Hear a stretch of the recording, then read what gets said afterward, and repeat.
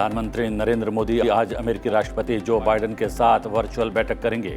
विदेश मंत्रालय के मुताबिक इसमें दोनों देशों के बीच जारी द्विपक्षीय सहयोग की समीक्षा की जाएगी। दोनों नेता दक्षिण एशिया और हिंद प्रशांत क्षेत्र में हाल के घटनाक्रम और परस्पर हितों के वैश्विक मुद्दों पर विचारों का आदान प्रदान करेंगे। इस बैठक से दोनों पक्षों को द्विपक्षीय व्यापक वैश्विक रणनीतिक भागीदारी को और मजबूत करने के लिए नियमित और उच्च स्तरीय बैठकें जारी रखने में मदद मिलेगी। ये बातचीत चौथी भारत अमेरिकी 22 मंत्री स्तरीय वार्ता से पहले होने वाली है।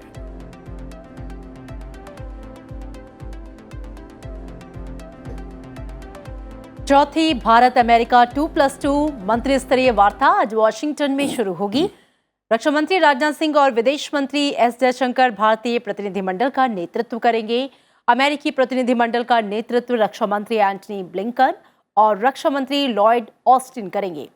इस वार्ता में दोनों पक्ष विदेशी नीति, रक्षा और सुरक्षा से संबंधित भारत अमेरिका के संबंधों की व्यापक समीक्षा करेंगे और भविष्य के संबंधों के लिए रणनीतिक दिशा निर्देश और दृष्टिकोण उपलब्ध कराएंगे।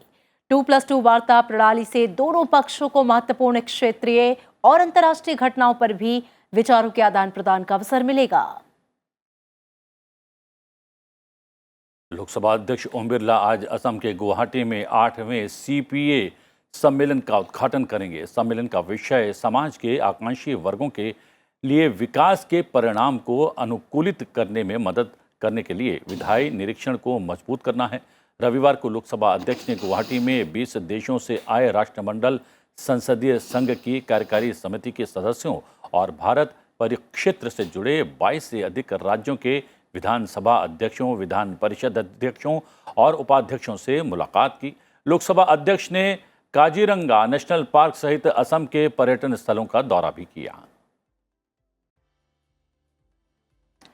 रविवार को प्रधानमंत्री नरेंद्र मोदी ने जूनागढ़ के उमिया माता मंदिर के 14वें स्थापना दिवस समारोह को संबोधित किया। वर्चुअल संबोधन में प्रधानमंत्री ने कहा कि मंदिर धार्मिक और सामाजिक क्रियाकलापों के साथ साथ स्वास्थ्य परिचर्या सेवाओं के माध्यम से समाज के गरीब लोगों की सेवा कर रहा है। प्रधानमंत्री ने लोगों से अपील की है कि वे भावी पीढ़ियों के कल्याण के लिए प्राकृतिक खेती को अपनाएं। उन्होंने हर जिले में 75 ग्राम तालाब बनाने की अपील की और साथ ही कहा कि 25 वर्ष के बाद ये ग्राम तालाब गांव की समृद्धि के मुख्य कारण बनेंगे। राष्ट्रपति रामनाथ कोविंद ने रविवार को गुजरात के पोरबंदर जिले के माधवपुर गांव में 5 दिवसीय मेले का उद्घाटन किया। उन्होंने कहा कि इस तरह के मेलों, त्योहारों और तीर्थ स्थलों ने भारत जैसे विशाल देश को प्राचीन काल से आज तक सामाजिक और सांस्कृतिक एकता के सूत्र में बांधे रखा है। उन्होंने खुशी जताई कि गुजरात के उद्यमशील लोग परंपरा और आधुनिकता में तालमेल बिठाकर आगे बढ़ते रहे हैं। भगवान कृष्ण और रुक्मिणी के मिलाप के उपलक्ष्य में इसका आयोजन किया जाता है। उपराष्ट्रपति एम वेंकैया नायडू ने देश में स्वास्थ्य देखभाल बुनियादी ढांचे को मजबूत करने में निजी क्षेत्र की अधिक भागीदारी की जरूरत पर बल दिया।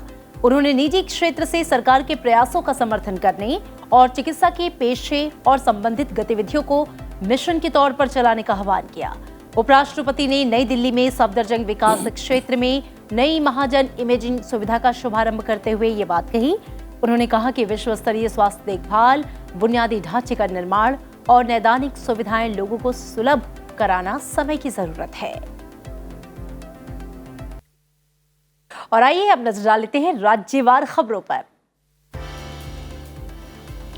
आंध्र प्रदेश के मुख्यमंत्री जगनमोहन रेड्डी नई कैबिनेट के मंत्री आज शपथ लेंगे। मंत्रिपरिषद में कम से कम 11 पूर्व मंत्री शामिल हैं, जिन्होंने 7 अप्रैल को अपना इस्तीफा सौंप दिया था। इसके अलावा पुनर्गठित मंत्रिमंडल में 13 नए चेहरे शामिल हैं। नियम के अनुसार आंध्र प्रदेश मंत्रिमंडल में मुख्यमंत्री सहित कुल 26 सदस्य हो सकते हैं। 2 दिवसीय जलमार्ग सम्मेलन 2022 की शुरुआत आज से डिब्रूगढ़ में हो रही है।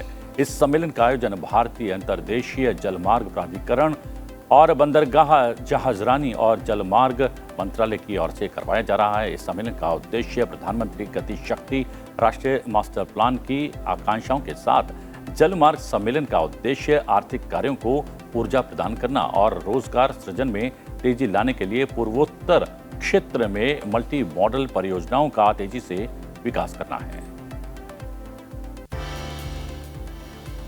इलेक्ट्रॉनिक्स एवं आईटी कौशल विकास एवं उद्यमिता राज्य मंत्री राजीव चंद्रशेखर सामाजिक न्याय पखवाड़ा में योगदान करने के लिए कर्नाटक का एक सप्ताह का दौरा करेंगे। राजीव चंद्रशेखर आज आईबीएम कार्यालय और उसके नए स्थापित साइबर सुरक्षा केंद्र का दौरा करेंगे, साथ ही पेशेवरों के साथ बातचीत करेंगे।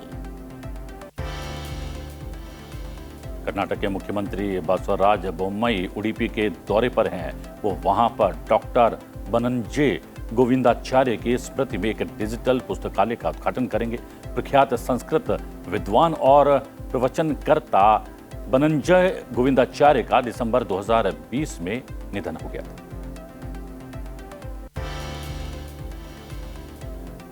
नोएडा के सेक्टर 93A स्थित सुपरटेक एमराल्ड कोर्ट में बने अवैध ट्विन टावर गिराने के लिए रविवार को ट्रायल विस्फोट किया गया। दोपहर करीब 2:30 बजे तेज धमाके की तरह विस्फोट की आवाज आई। ट्रायल विस्फोट के दौरान बेसमेंट और 13वें फ्लोर पर 6 पिलर में करीब 4 किलो विस्फोटक लगाया गया। सुप्रीम कोर्ट ने पिछले साल 31 अगस्त को बिल्डिंग कानूनों का उल्लंघन कर 2 टावरों को गिराने का आदेश दिया था। केंद्रीय सूचना एवं प्रसारण मंत्रालय की सचिव अपूर्व चंद्रा ने श्रीनगर में एक अहम बैठक बुलाई। ये बैठक 30 जून 2022 से लेकर 11 अगस्त 2022 तक होने वाली आगामी श्री अमरनाथ जी यात्रा के व्यापक प्रचार प्रसार के संबंध में थी। राजस्थान के करौली में हुई हिंसा मामले में राजस्थान भाजपा के अध्यक्ष गुलाब चंद्र कटारिया सहित पार्टी के प्रतिनिधिमंडल ने राज्यपाल कलराज मिश्र से मुलाकात की। मुलाकात के दौरान प्रतिनिधिमंडल ने करौली कांड पर एक ज्ञापन सौंपकर दोषियों के खिलाफ सख्त कार्रवाई और पीड़ितों को न्याय, वित्तीय सहायता की मांग की।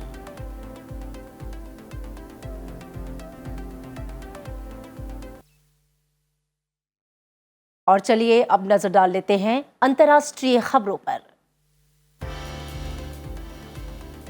पाकिस्तान के प्रधानमंत्री इमरान खान को अविश्वास प्रस्ताव के जरिए सत्ता से हटाए जाने के बाद नेशनल असेंबली की कार्यवाही रविवार तड़के स्थगित कर दी गई। देश के नए प्रधानमंत्री को चुनने के लिए सदन की अगली बैठक आज दोपहर 2 बजे शुरू होगी। पाकिस्तान के इतिहास में ऐसा पहली बार हुआ जब किसी प्रधानमंत्री और उसकी सरकार को अविश्वास प्रस्ताव के जरिए हटाया गया। वहीं पाकिस्तान के राष्ट्रपति आरिफ अलवी ने इस्तीफा नहीं देने का फैसला किया है। इस बीच पाकिस्तान मुस्लिम लीग नवाज के अध्यक्ष शहबाज शरीफ संयुक्त विपक्ष की ओर से रविवार को देश के अगले प्रधानमंत्री पद के उम्मीदवार चुन लिए गए। दूसरी ओर सत्ता से बाहर की गई इमरान खान की पीटीआई ने शाह महमूद कुरैशी का नाम प्रधानमंत्री पद के उम्मीदवार के रूप में आगे बढ़ाया है। बेहद खराब आर्थिक संकट से गुजर रहे श्रीलंका वित्तीय सहायता के लिए आज अंतर्राष्ट्रीय मुद्रा कोष के साथ बातचीत शुरू करेगा। बीते 2 सालों में श्रीलंका का विदेशी मुद्रा कोष करीब 70% घटकर मार्च माह के अंत तक 1.93 अरब डॉलर रह गया। मुख्य विपक्षी दल समागी जानाम बालबुएंगिया ने यह कहा है कि वे संसद के अगले सत्र में सरकार के खिलाफ अविश्वास प्रस्ताव पेश करेंगे। श्रीलंका के बाद नेपाल पर भी आर्थिक संकट मंडरा रहा है। विदेशी मुद्रा भंडार तेजी से कम हो रहा है। केंद्रीय बैंक ने विलासिता से जुड़ी अन्य वस्तुओं के आयात पर प्रतिबंध लगाने की घोषणा कर दी है। इस बीच सरकार से मतभेदों के चलते केंद्रीय बैंक के गवर्नर महाप्रसाद अधिकारी को सरकार ने निलंबित कर दिया है। उन पर आरोप है कि वो अर्थव्यवस्था को संभालने में विफल रहे। इमानुएल मैक्रों ने फ्रांसीसी चुनाव का पहला दौर जीत लिया है। 96% परिणामों की गिनती के साथ इमानुएल मैक्रों को 27.42% और उनके प्रतिद्वंदी मरीन ले पेन को 24.03% वोट मिले। रविवार को पहले चरण के चुनाव संपन्न हुए थे।